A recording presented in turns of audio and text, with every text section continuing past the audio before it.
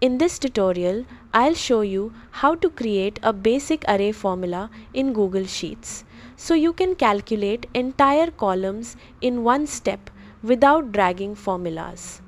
Start with a simple example. Imagine you have a price column and a quantity column, and you want to calculate the total value for each row. Normally you'd write a formula like equals B2 multiplied by C2 and then drag it down. That works, but it's slow and repetitive for large data. Instead, click on the first cell where you want your results, like D2, and enter this formula.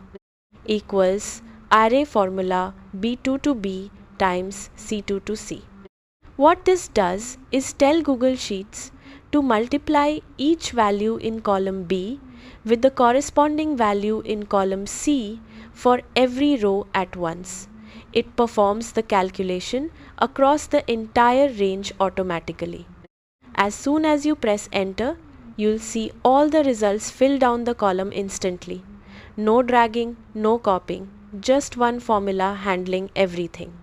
This works because array formulas process ranges instead of single cells. It's like turning one calculation into a full column operation. One important thing to remember is that both ranges should match in size. If one column has more rows than the other, you might run into errors. Keeping them aligned ensures everything runs smoothly. Array formulas are especially powerful when working with large datasets or when your data keeps growing, because the formula automatically updates as new rows are added. That's it. You now know how to use a basic array formula in Google Sheets to save time and automate your calculations.